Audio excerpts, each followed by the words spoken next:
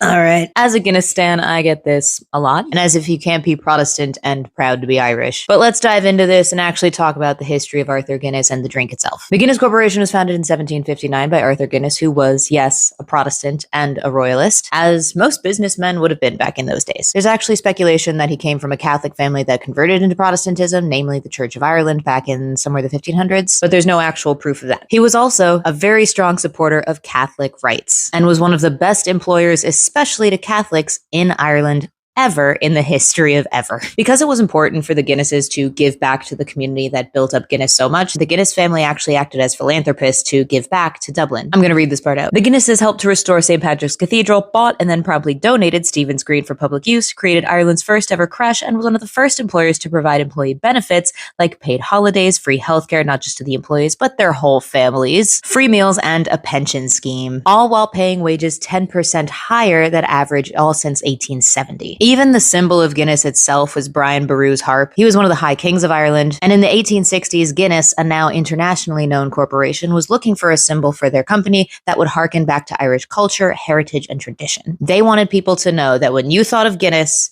you thought of Ireland. And during World War II, with international trade at an all-time low and the economy threatening to collapse, Britain was only buying and trading for Guinness in Ireland. It was one of the only exports allowed during wartime, nearly single-handedly saving Ireland's economy. And in terms of today's economy, let's not pretend that Guinness isn't one of the, if not the largest tourist attraction on the whole island of Ireland, bringing in millions and millions of euros every single year. And when people come here to see Guinness, guess what else they do? Go to other places to spend money. So yes, Arthur Guinness was a Protestant and a royalist, but he was also Irish, and he wanted people to know that he was Irish, and a huge reason we have the Ireland of today. So if it's okay with you, I'm just going to keep right on standing Guinness and getting artistically inspired by them. You can buy the pattern for this jumper on my Etsy. I am not sponsored by Guinness. I feel like I should have said that at the beginning. Not sponsored. Sláinte.